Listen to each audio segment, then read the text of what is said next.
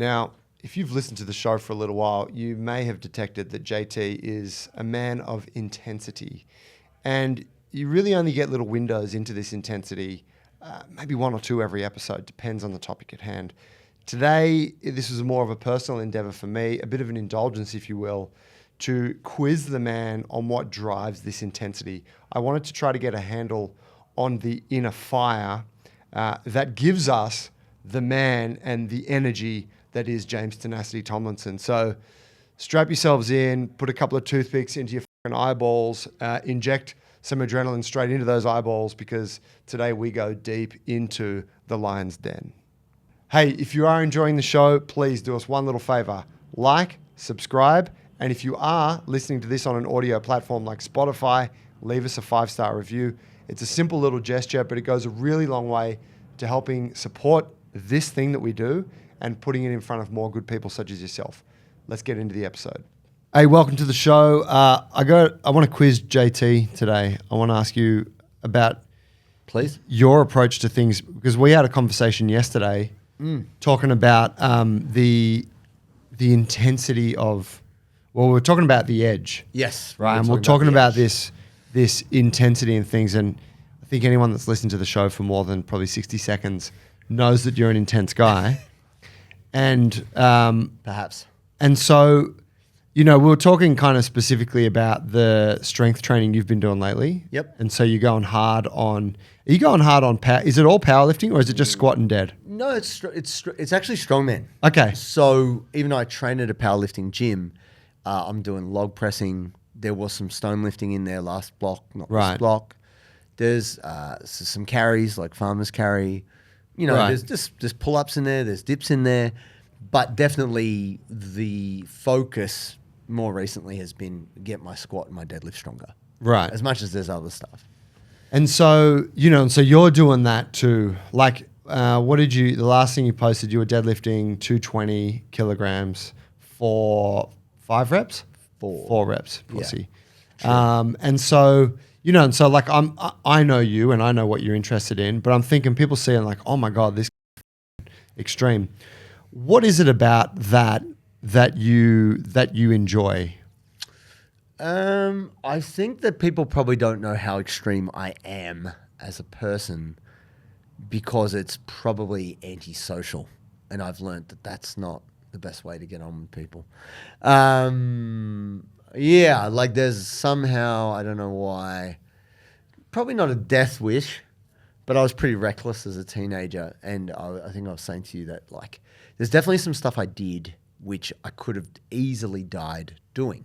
And I actually think about it now and I think, why did I do that? Like train surfing, why the did you do that?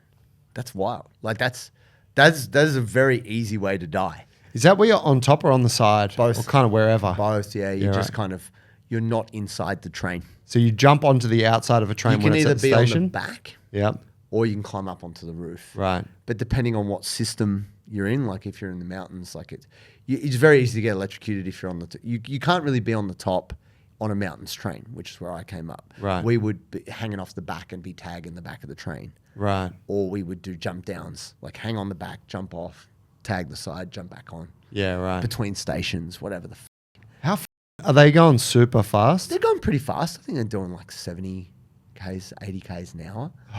Mate. And then coal trains too. You can get up and ride in a coal train. And fun. yeah, right. And what you just in a carriage full of coal and shit. Dust. Yeah. Shit. Oh man. Here, chuck some rocks off. We'll come and get it later. It'll be good. Keep the house warm. No, it was just because I used to get in fights a lot too. Like I used to be very aggressive as a young teenage man, not happy with the state of the world.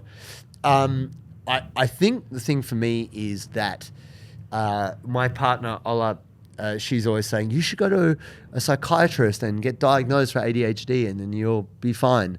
And you can take these low-level stimulants and that will make you feel normal.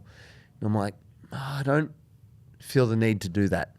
I feel the need to consume enough caffeine to kill a horse and then lift enough weight to break my own back. And then after that, I feel normal.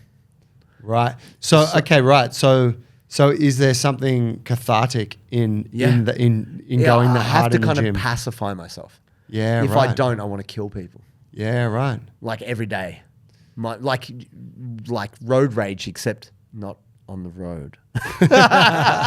Just small things like Homicidal tendencies, yeah, road like, rage, yeah, call it what you want. I mean, I'm not like, people were like going all over the internet with Dr. Mike Israel being like, I wake up and I think of violence when he was like taking a bunch of steroids. He's like, that's why I had to stop.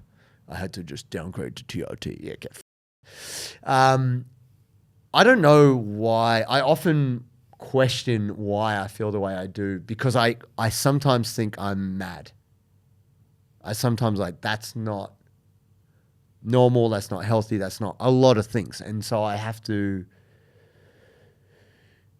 take a beat and take a breath and go, okay, why am I thinking and feeling this way? And sometimes it's because I haven't trained. And like jiu-jitsu has definitely been an outlet for that intensity that I can feel calm after it. And then, and like there's different discussions around like jiu-jitsu is not therapy. But I've had therapy. I've been to the psychologist, many psychologists. I've had those chats. But definitely there is something that feels akin to dying or being close to that feeling, which forces you to relax. Because if you go any further, you die. You're like, there's no more. It's all over. So you better chill. Whether you're forced to pass out or you get really dizzy or you just can't exert yourself any further. And that then can give, it's almost like, it is cathartic. It gives you that moment of stillness from whether it be mental chatter or, it's a sense of being alive. Even if you're in like intense pain, there's something to that for like feeling alive. Because I think you can get very dulled by day-to-day stuff. As much as you can be grateful for the sun on your face and going for a walk and looking at the sky, and there's a lot to that. There's nothing about deleting 500 emails from my inbox to make me think, oh shit, I got another 22,000 of these I have to delete. That. This. I want to throw this out the window. Like, is this how I should spend my life? Is that how you should spend your life? Like, what the fuck am I doing with my life? So the difficulty is there's a mixture of, I have very high expectations for myself and it's hard to meet those. But then also it is hard to not then extend that to other people. And it's not that other people don't have their standards or whatever, they're just not my standards. And so I heard something recently which is pretty interesting. It said if you're in a rush, it's hard to be empathetic. And I am always in a rush because I have an impending sense of mortal doom, the shortness of life. So I'm not particularly empathetic. And that, I don't think I'm a psychopath, but I definitely get those moments where I cannot relate to certain people's emotional attachment or emotional. And it doesn't mean I don't feel emotional about things, but it's just strange. There's just times where I just cannot give a fuck about someone being upset about something which is entirely outside of their control and they can't do anything about it and they're kind of torturing themselves. And so there's moments where I have to just go and do something to take all the noise in my head and all this shit. I have to really push it to an extreme place, however I do that. And then that allows me to probably be more of a normal human. Right. I think that's it. It's a form of regulation. It's not just a hobby. It's a form of regulation. And so the idea is, so say if we take the training, jiu-jitsu, the strongman work you're doing now, is the only way that you would ever, like, is there ever a place where you would do those things at a moderate level? Or does it always, due to your nature, does it have to be at the extreme end? No, I think like it's about how you frame it, right? The easiest way for me to deal with it is to quit. The easiest way for me to moderate is to not do it. But that is also not like the best demonstration of control. Like I'm pretty good with self-control.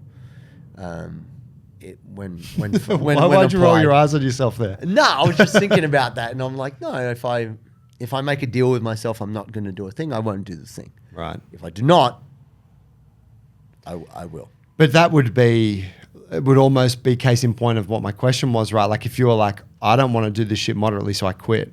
Like, Yeah, but is I'm it the saying case that if you are to do that's it? not a good. It's not a good demonstration of self-control. No. To just be like, I either do it or I don't. Like that doesn't demonstrate, you know. And I can do that. The difficulty is that, and this is what I've had to learn over time too, is that if my intent is to be strong, I can't max every session, even though maxing is exciting. And that's often how I get my kicks.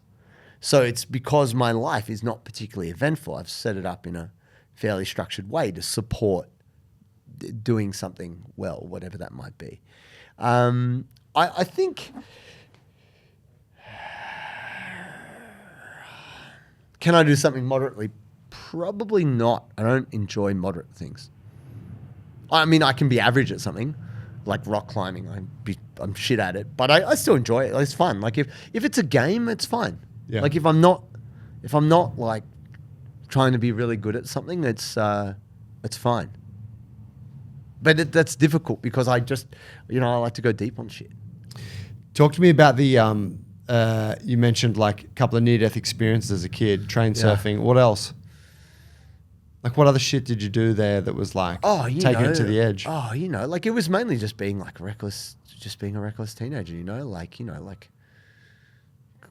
climbing a really tall fence to get into a train yard where if you just fell, you'd probably, like the fence is like 5 meters tall. There's razor wire on top of that. Like you shouldn't do that. I think, like just anything in the name of like chasing the intense feeling. Like you had mentioned people who ride motorbikes, but my mum worked as a nurse at one stage in a spinal injuries unit.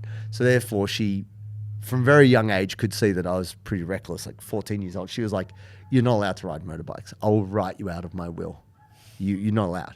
Because she said that, 90% of the people at the spinal injuries unit were men under the age of 25 riding motorbikes. Wow, yeah. They just, you push the edge, you find it. Yeah. So, man. Hey, guess what? Bulletproof for BJJ t-shirts are finally available. And this time we've got 2 designs for you guys. We've got the core tee, which is the brand one with the little fist on the front, big fist on the back. And you can get that in a few different colors. And then we've got the limited edition Some Days Pour Harder, which is our core message. This shirt was actually designed specially by one of our listeners over in Europe. You can only get the Some Days Pour Harder shirt in the month of December. Both shirts you can get at fanwear.com.au. That's fanwear.com.au. And then just go to their athlete profiles and find Bulletproof for BJJ, or you can just chuck it into the search box. You will also cop a 10% discount when you bundle 2 or more shirts. So get on there, fanwear.com.au, represent Bulletproof, wear with pride. It is a hard juggle in my mind because I feel the need to be responsible not for my own well-being, for those around me. Like I feel the need to be a stable, good person for my partner. I feel the need to be a stable, good person for my family, to help them and be of service to them, my community. I want to be a good training partner when I do jiu-jitsu. But there's also a part of me that just wants to just light myself on fire and shoot myself out of a cannon. So it's like, wow. But and what is it about that? Like, is there something in thinking about that, like that's maybe, like that'd be sick, bro? Or is it just like I just want to burn it all down? I give both. It's que nos dos. It's a bit of both. I don't know. You might, people out there. If you're hearing this, you might be the kind of person like, yeah, I'm there with you, or you might just be like, you're a psychopath, which is fair. But it's funny because I have a friend who did the psychopath test and like flying colors is a dead set psychopath, and I'm I'm not quite there. Right. I have empathy for sure. Is that a psychopath is someone who exhibits Like a no empathy? sociopath, yeah, cannot relate. Like they're just like, they don't understand human emotion. They can't relate to remorse or anything else. It's just very self-serving and everything else doesn't matter. So it's not that.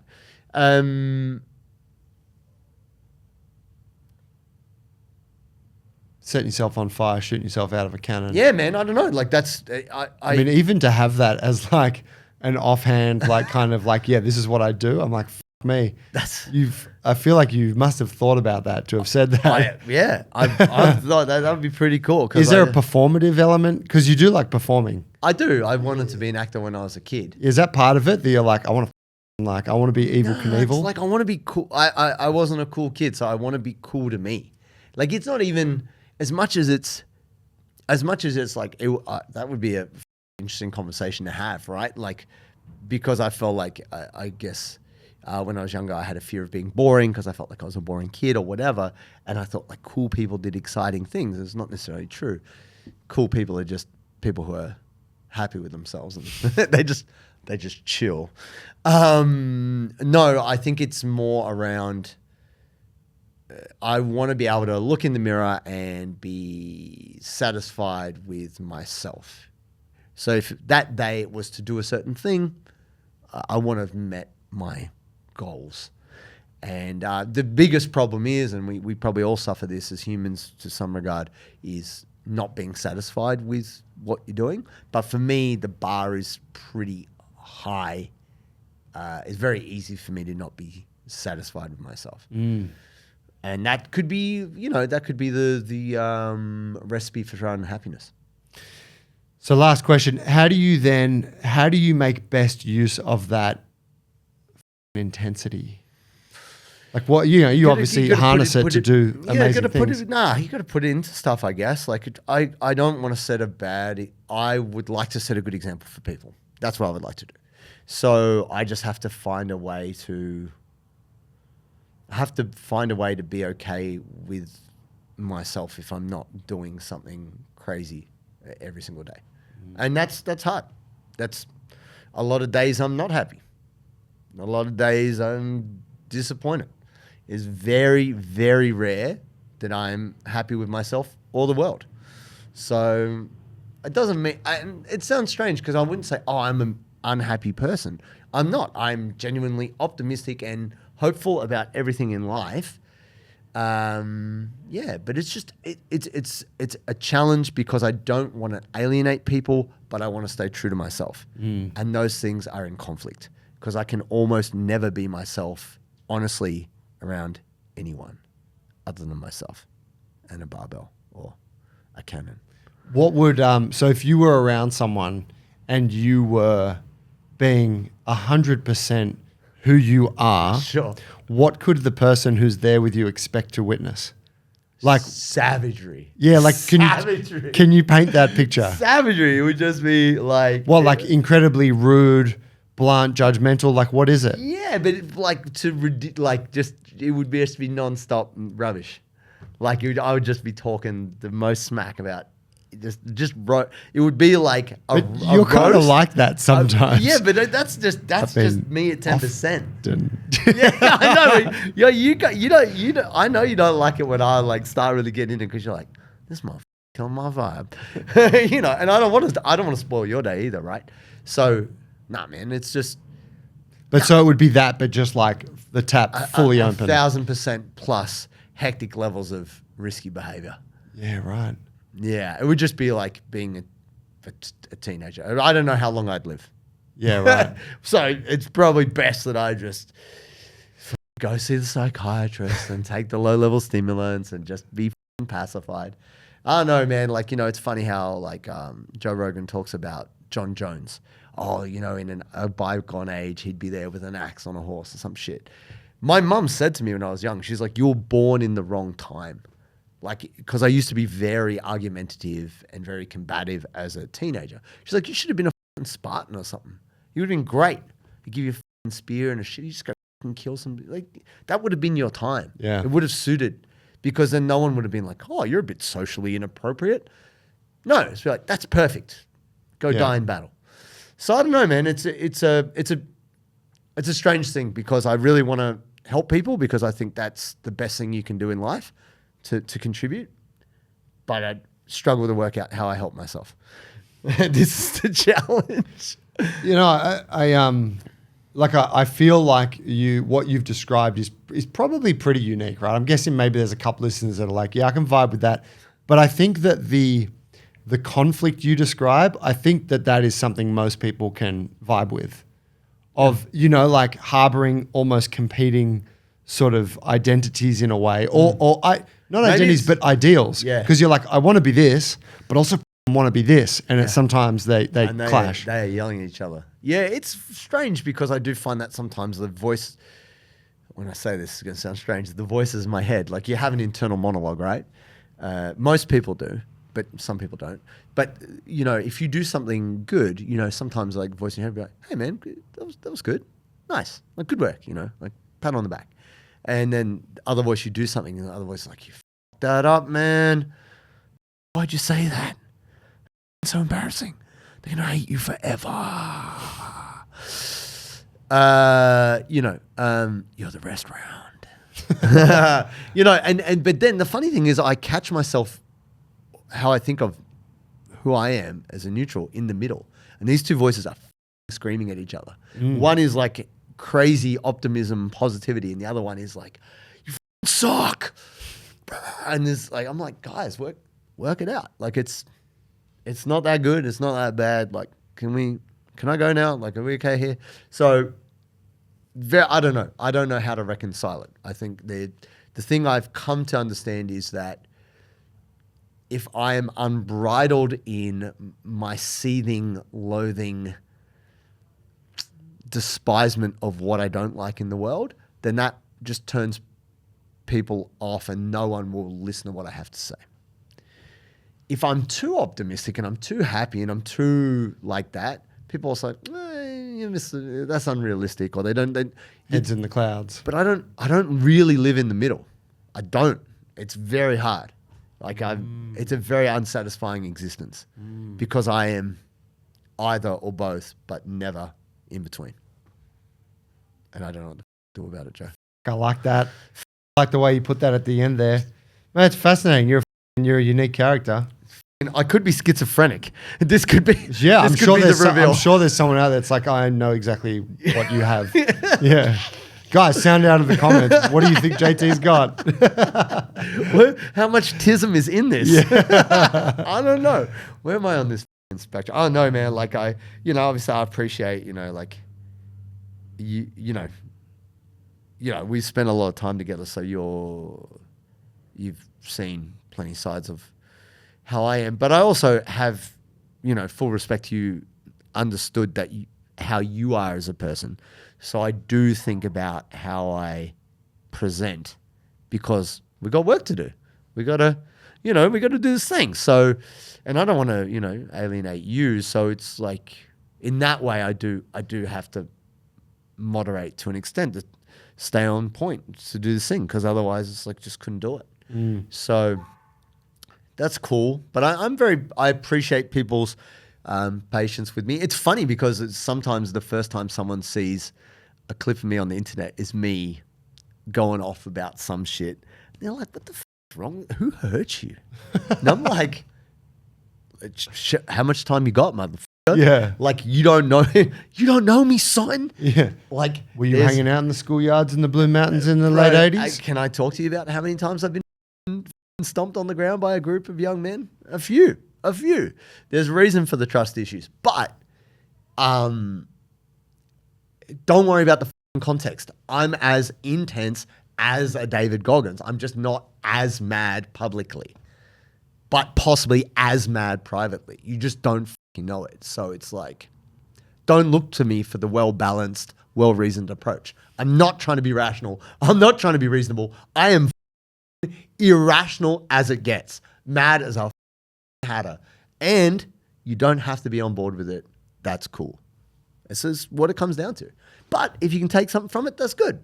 So it's just, I'll let Joe come through with the moderation and the in-between, It's just the juggle that we face. Know thyself.